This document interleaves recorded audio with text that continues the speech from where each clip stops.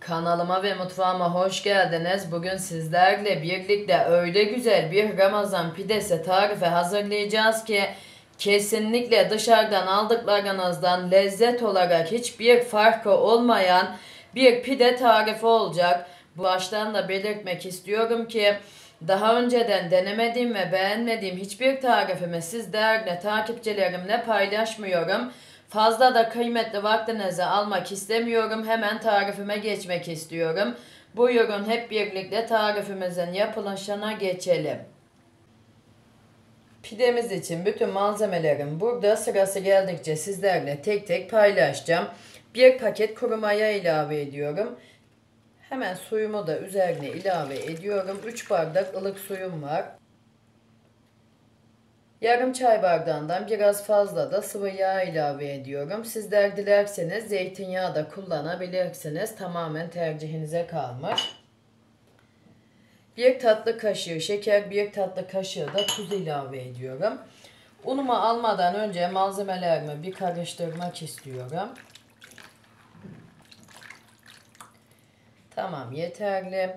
7 su bardağı unum var. Böyle kontrollü bir şekilde ilave edip yoğuracağım. Sizler de ununuzu kontrollü bir şekilde ilave edip yoğurun. Çünkü neden derseniz unumuzun kalitesinden kalitesine un miktarımızda da değişiklik gösterebiliyor.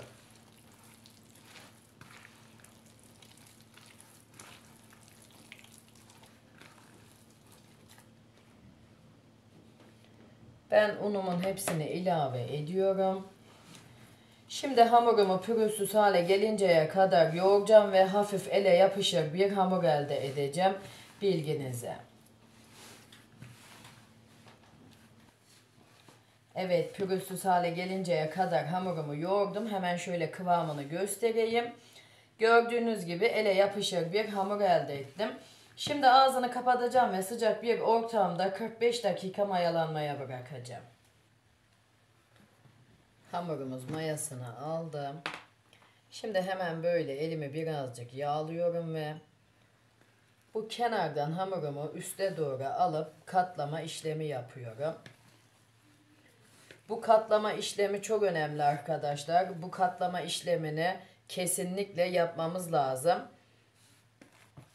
Böyle kenardan alıp üste getirelim hamurumuzu sürekli ki katlama işlemimiz ne kadar güzel olursa pidemiz de o kadar güzel olur. Evet, tamam. Şimdi kabımın ağzını tekrardan kapatacağım ve 45 dakika daha hamurumu dinlendireceğim.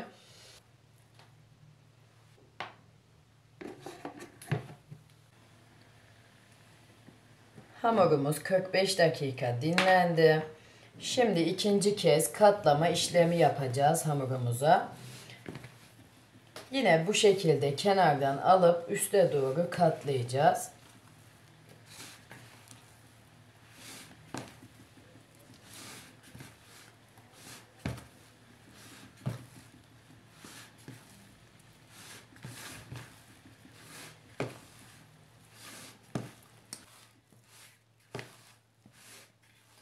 Tamam, yeterli. Şimdi ağzını tekrardan kapatacağım ve 45 dakika yine dinlenmeye bırakacağım hamurumu.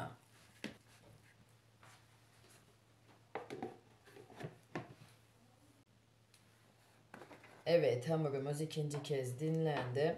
Şimdi yine aynısı gibi katlama işlemi yapıyorum. Yani hamurumuzu arkadaşlar 3 defa katlama işlemi yapacağız. Hemen bunu da belirteyim. Elinize hamur çok yapışmadığı müddetçe yağ kullanmayın.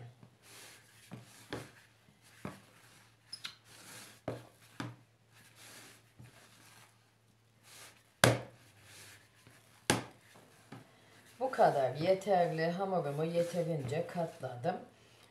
Şimdi hamurumun ağzını kapatacağım ve buzdolabımın alt kısmında bir gece bekleteceğim. Tarifimizin kalan aşamasına da sabah devam edeceğiz. Bunu da belirtmiş olayım.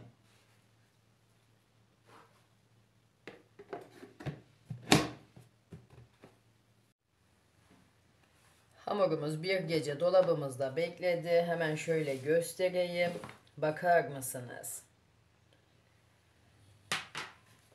Şimdi hemen böyle hamurumu karşıya alıyorum. Önce sosumu hazırlamak istiyorum.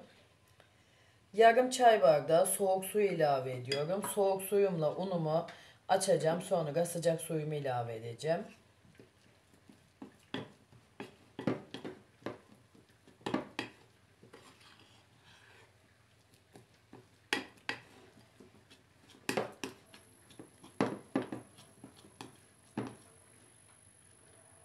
Şimdi sıcak suyumu ilave ediyorum.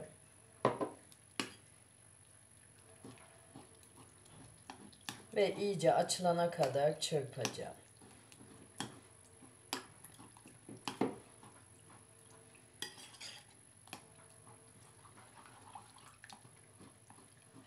Hemen bunu da belirteyim. Bir tane de yumurta sarısını ilave edebilirsiniz sosunuzun içine.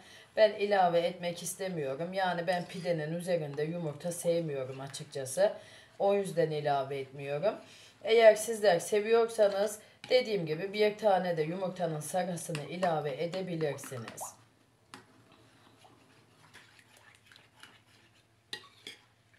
Tamam, yeter bu kadar. Şimdi süzgecimden geçireceğim ki topak kalan hamurlarımızın sosumuzun içinde kalmaması için. Böyle kaşığımla bastırıp aşağı inmesini sağlayacağım sosumu. Bunu yapmamızın nedeni arkadaşlar sosumuzun pürüzsüz olması için. Evet, tamam. Gördüğünüz gibi sosumuz çok pürüzsüz oldu. Şimdi hemen sosumu yan tarafa alıyorum ve pidemin ön şeklini vermeye başlayacağım. Şimdi hamurumun havasını alacağım ve 4 eşit bezeye böleceğim.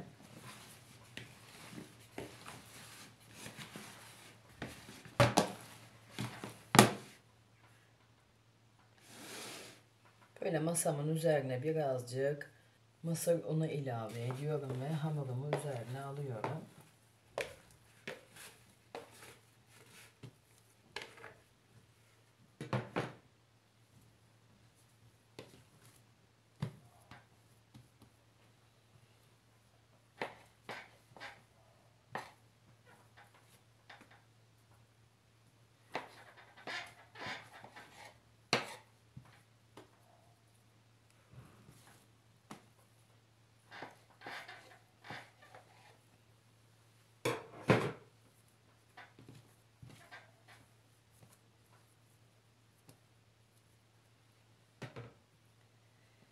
Hemen büyük parça hamurumdan birazcık alıyorum. Buna ekleme yapıyorum. Çünkü küçük oldu.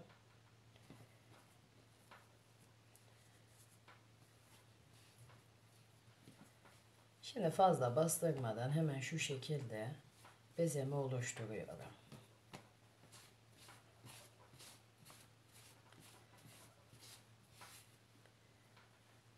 Ve hemen yan taraftaki kabımın içine alıyorum.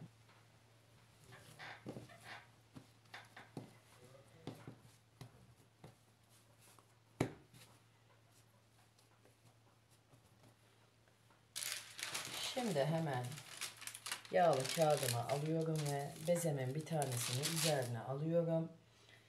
Birazcık mısır unu ilave edip ve şeklini veriyorum.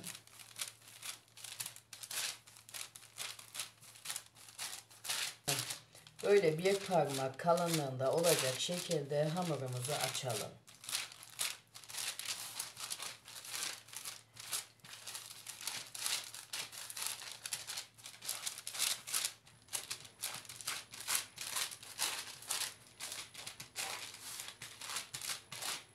Tamam, yeterli bu büyüklükte olması. Hemen böyle tepsimin içine alıyorum. Şimdi hemen bu şekilde parmak uçlarımla şeklini veriyorum.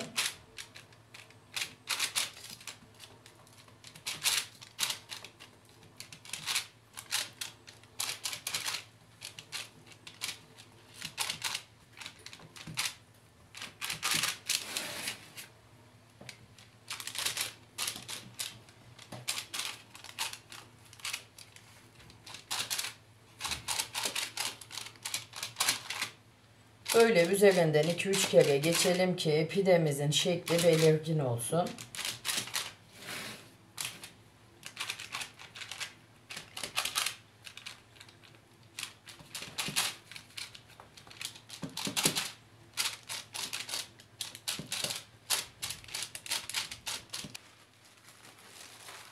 Şimdi hemen böyle üzerine bir buzluk poşeti kapatıyorum ve kenara alıyorum. İkinci pidemizi hazırlayalım.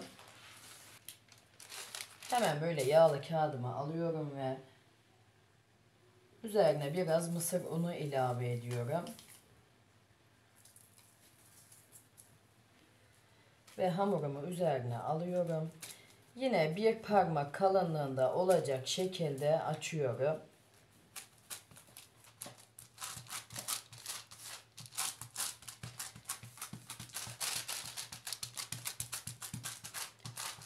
Tamam, yeterince açtım. Şimdi yine parmak uçlarımla şeklini veriyorum pidemin.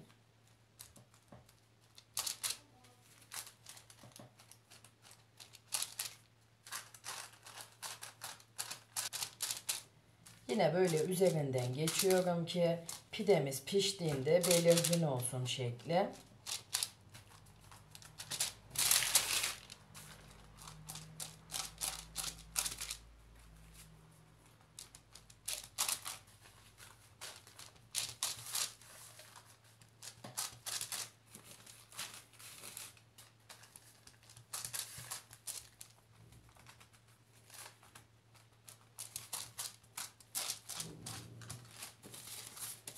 Böyle kenarlardan çekiştirip pidemizin her tarafının aynı ve yuvarlak olmasını sağlayalım.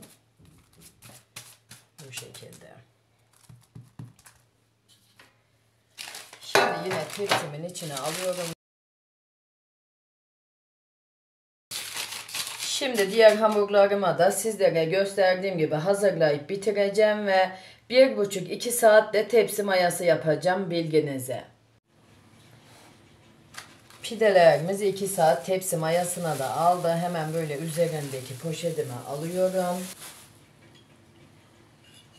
Sosumu karıştırıp üzerine ilave edeceğim.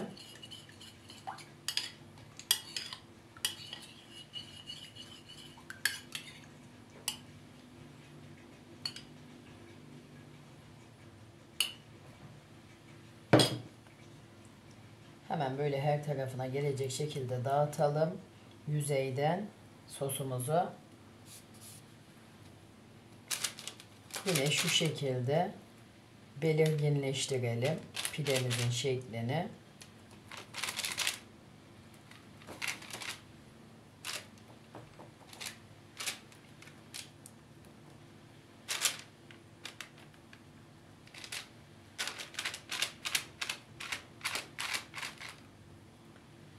Hemen yan tarafa alıyorum. Diğer tepsimdeki pidemin üzerine de sosumdan ilave ediyorum. Ve her tarafına gelecek şekilde dağıtıyorum sosumu. Bu şekilde. Yine parmak uçlarımla üzerinden geçip pidemin şeklini belirginleştiriyorum.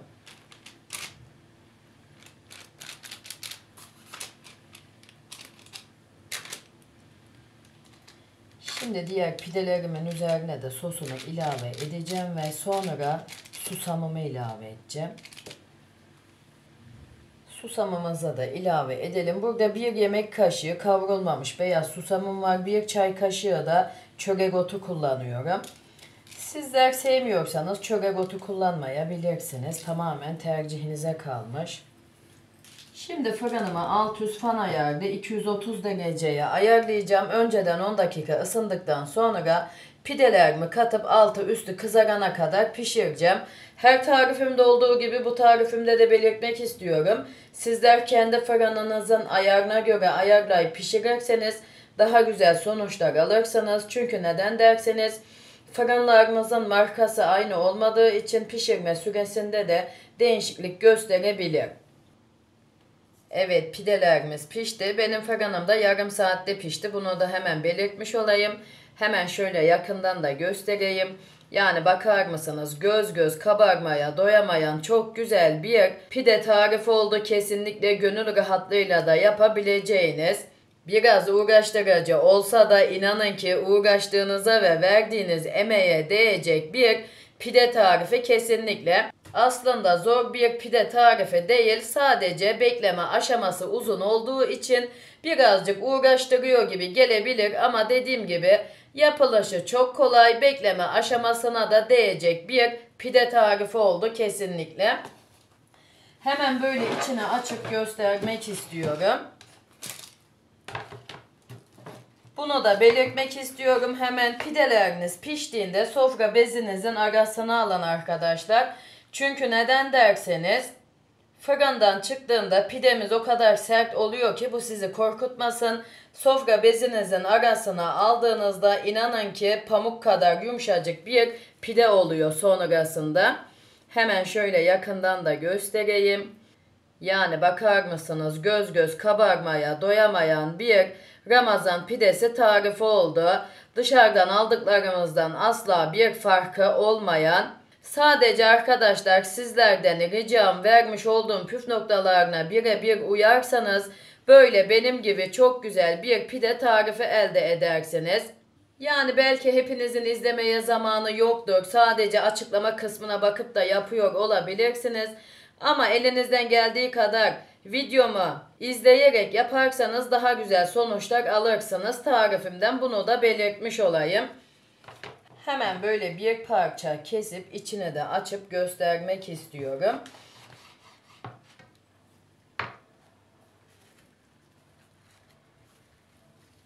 Yani bakar mısınız?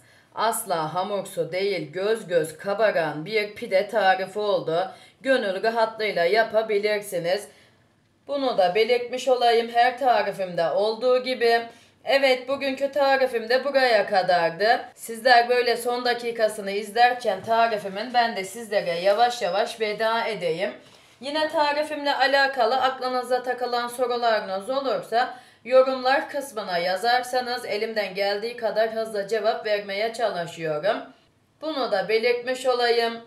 Ve videomu sonlandırmadan önce de sizlerden de küçücük bir isteğim var. Tariflerimi beğeniyorsanız sosyal medyalarınızda sevdiklerinizle paylaşırsanız beni çok mutlu edersiniz ve daha büyük kitlelere ulaşmama neden olursunuz.